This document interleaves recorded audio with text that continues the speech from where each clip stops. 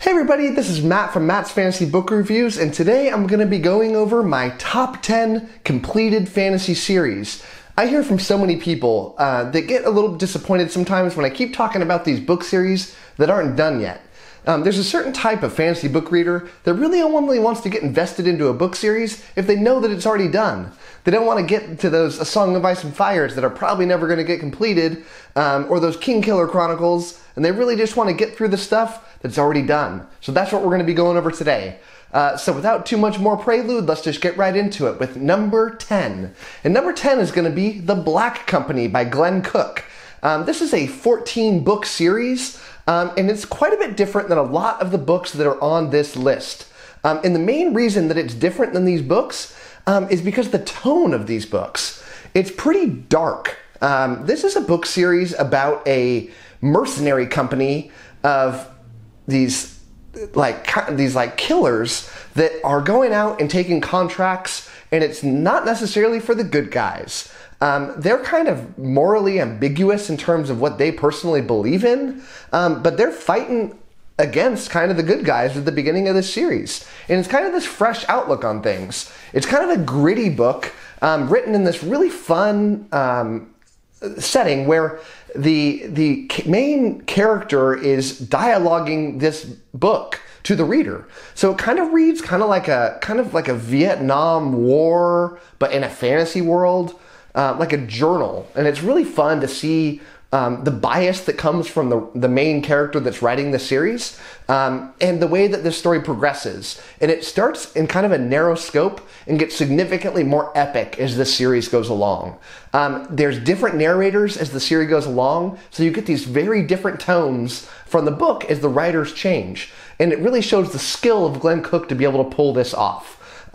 It's really fun watching them march towards their eventual goal, and what happens once they get to that point in the story. And it's a really enjoyable read. I thoroughly encourage everybody to read it. The author came out with a book somewhat recently, like way after the other ones came out, because this book series is from like the 80s, that I thought was atrocious. I wouldn't recommend it to anybody. But the main series, the main Black Company series, there's a reason that so many authors used it as inspiration going forward. Steven Erikson with Malazan is consistently quoted The Black Company as being an inspiration of his. So let's go to number 9, and number 9 is the famous Discworld by Sir Terry Pratchett. This is a 41-book series, which seems like it's daunting. Like, why would you get involved in a 41-book series? Well, the books aren't very long.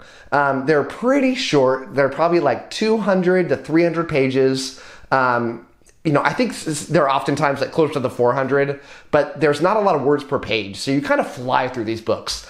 These are funny fantasy books. No one's ever written a fantasy series as popularly funny as Sir Terry Pratchett has. And you can tell that he's a big deal because he's got Sir in his name. He's extremely well appreciated in the fantasy community. Some of these books are my favorite fantasy books of all time, and you get a much different perspective out of these because it's rare to be able to just constantly laugh during a fantasy book. Fantasy books can often, especially adult fantasy, can really be this serious tone. These books are anything but that. They're quirky, they're hysterical, but they're also philosophical, and they go over kind of like really deeper subjects and have a fun time playing off these age-old stories like parodies of like Santa Claus, or parodies of vampire stories. And it's really fun reading these different things. There's significantly different quality in these. There's a lot of sub-series in this, so you don't have to start at book 1. In fact, I encourage you not to. Book 1 is well regarded as one of the worst in the series. If I were you, I would pick up 𝗺𝗺𝗃𝗃 as the first book. This is probably like, 8 or so books in, but it starts a new sub-series called The City Watch that is pretty well known as being the funniest of the bunch. And if you don't like 𝗺𝗺𝗃𝗃, then I don't know if Discworld's going to be for you. So it's a great starting point. Another great starting point in this series is Small Gods. This is kind of a parody on religion, and whether you are a church-going person or you are like a total atheist, I think you're going to find a huge value in reading 𝗺𝗺𝗃𝗃. I've had people on both ends of the spiritual spectrum thoroughly enjoy Small Gods. So check out Discworld. I think you won't let you down.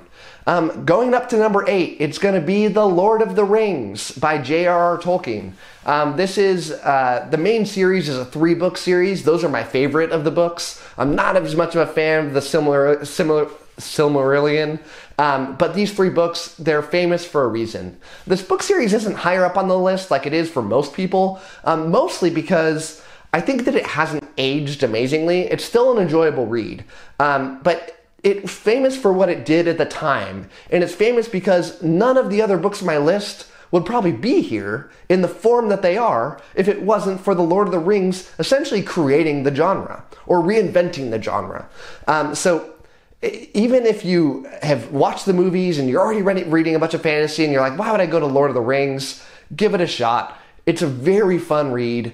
It can be kind of a slog at times, but keep in mind, these books were written like 70 years ago, and so some of the concepts that are in this book haven't aged spectacularly, but the writing is highly quality. The lore that goes into it, there's never been a book series that has gone this deep. In fact, if you go to the end of the book, you get literally hundreds of pages of backstory and family trees, and it goes up into this insane depth, and it really shows the masterpiece that this series really is. I mean, no other book, in my knowledge, has it literally invented languages just to insert into these books. So everyone's probably read it if you're watching this video, but if you haven't, go give it a shot.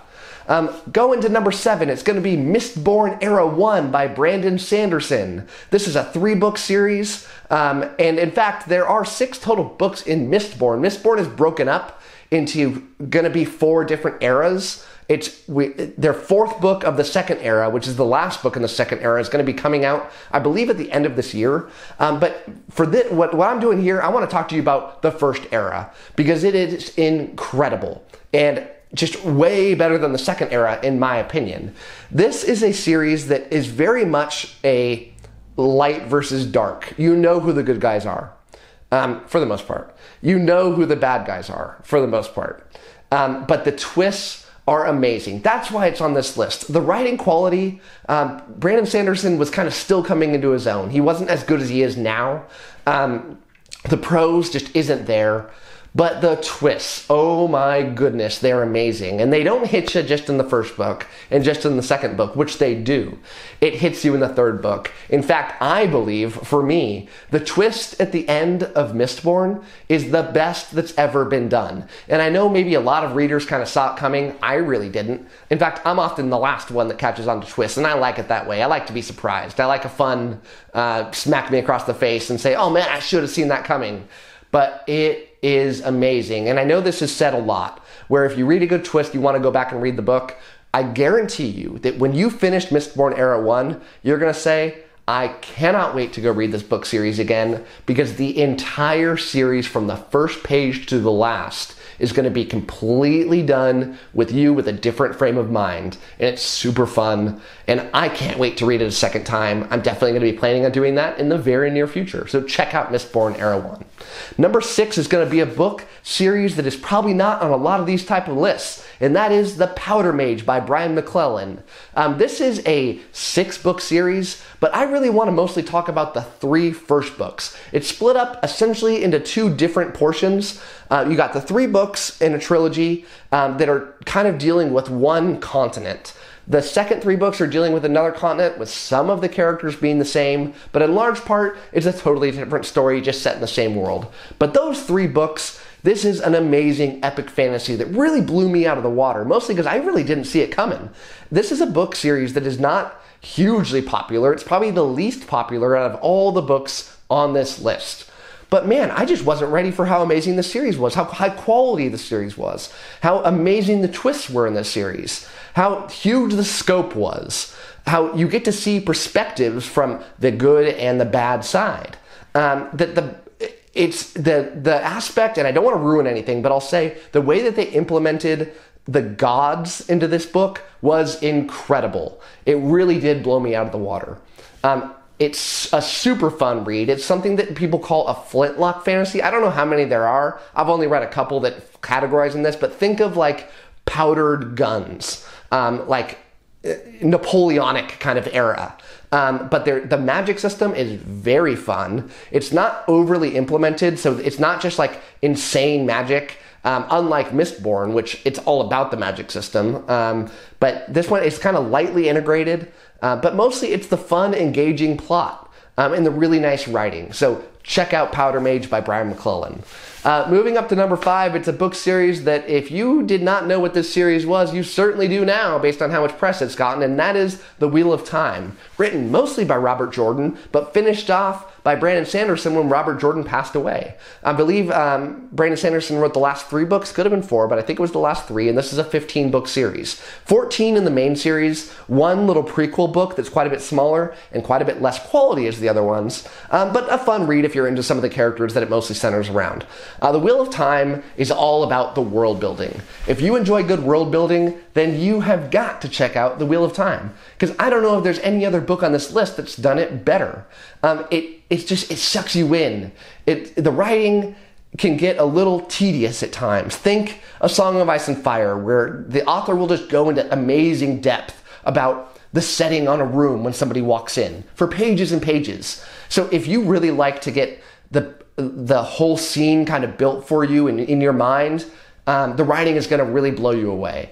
If you're a reader that is a little bit more like me, where you don't need that stuff to really appreciate the story, you're more about plot, you can kind of skim through some of the pages in this book and really get to the meat of the story, which is, granted, most of the story. So, I mean, don't get me wrong, you're still going to enjoy the series a lot.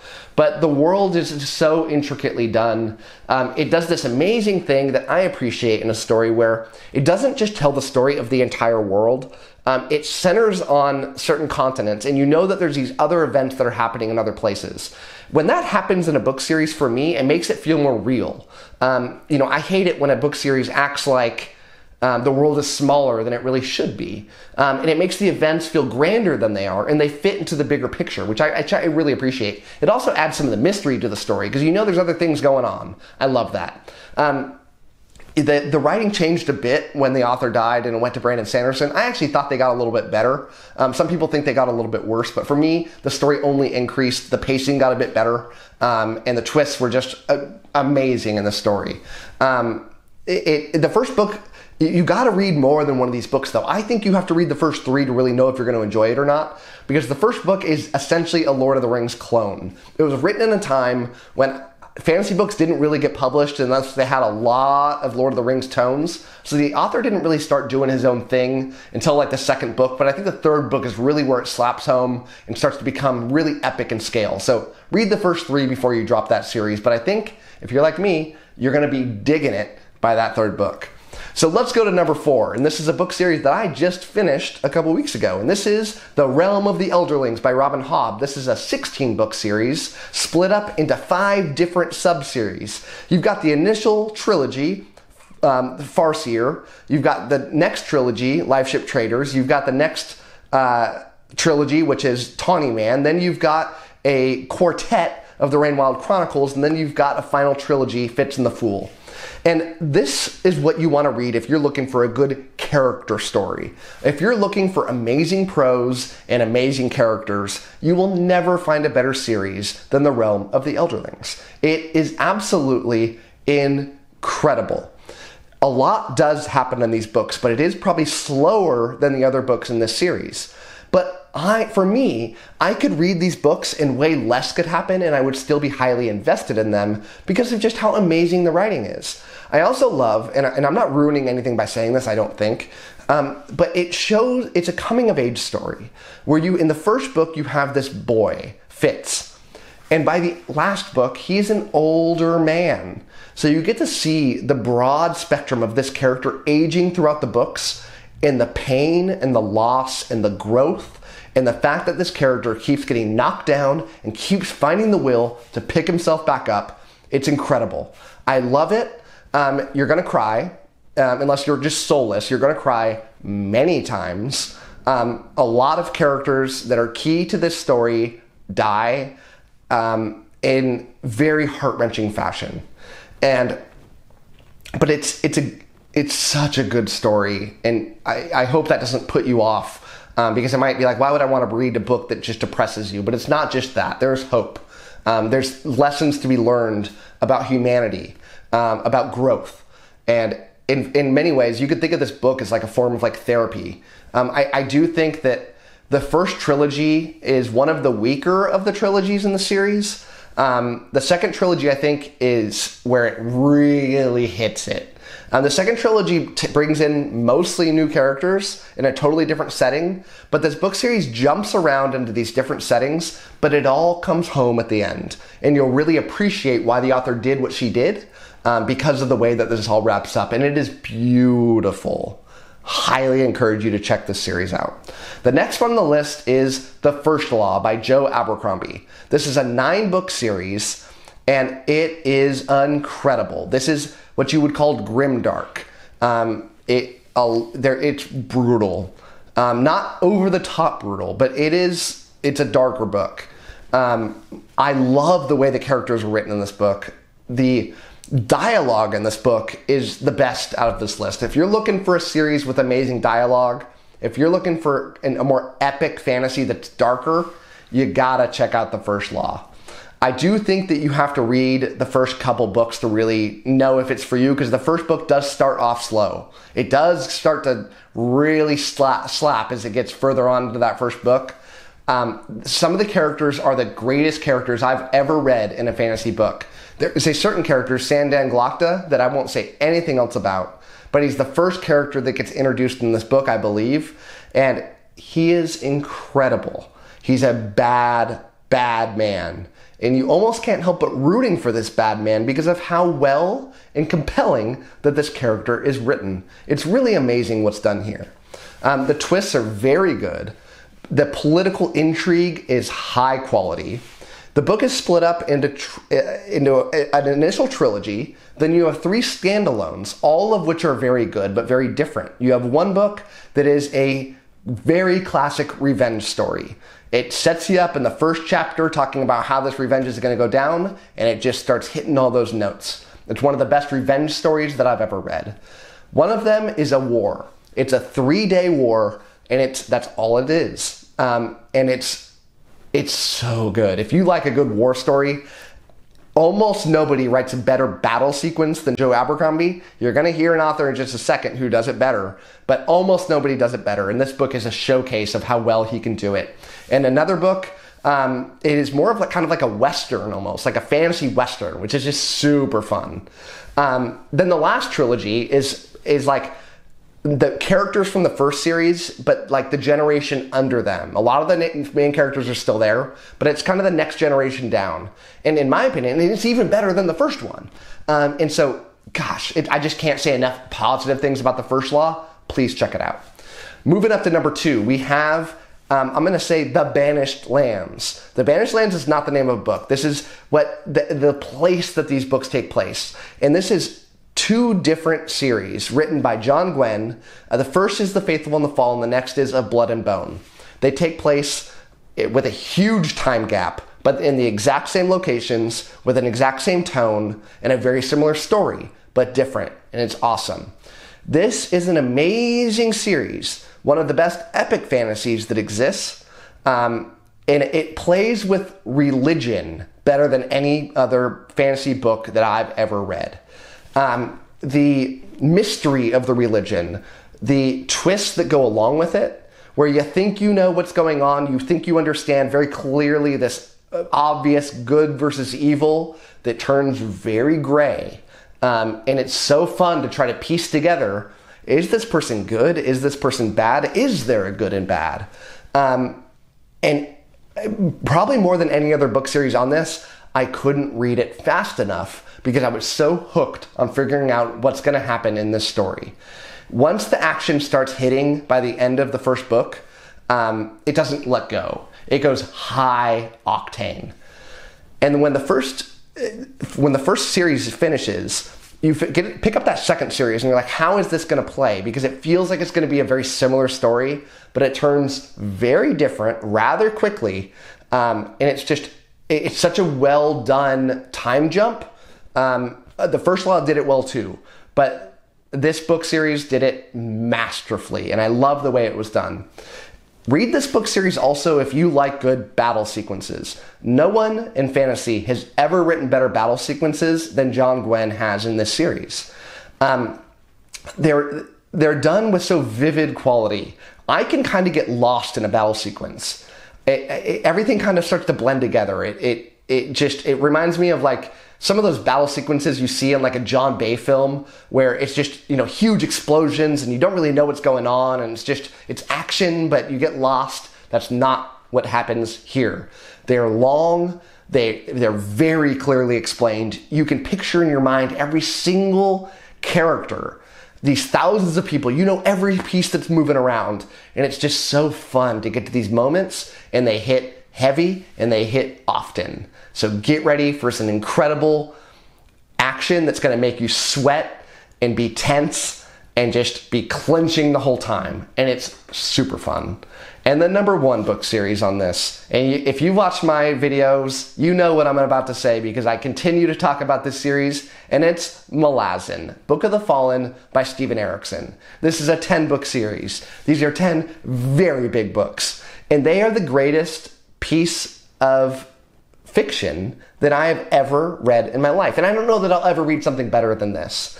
The author created this world. It's like an alternate Dungeons and Dragons world, but it's complex. If you're looking for deeply complex stories that are going to confuse you, but be assured that it will become clear to you as the series goes along, read this series. If you're looking for bigger than life, bonkers magic, crazy different races of people, insane battles, Brandon Sanderson is kind of known for these battle sequences that show up in not A Song of Ice and Fire, in Stormlight, where at the end of the series, everything kind of comes together and these huge battles happens and all the main characters are finally getting to the same location and it all pops. It's good, but it's not like Malazan. Malazan does that to perfection. You literally can't put down the last 100 to 200 pages of these books. You'll read it in one sitting, I guarantee you.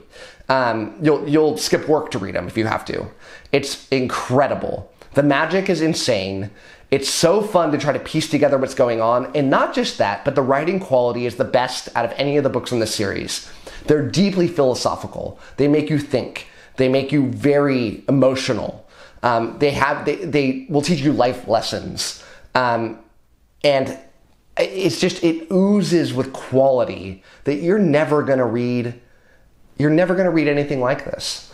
You do, in my opinion, have to read the first 3 books to really know if it's super for you. I think the first book is very good. I think the second book is an easy 5 out of 5. But it's the third book, I find, that really sucks people in and hooks them.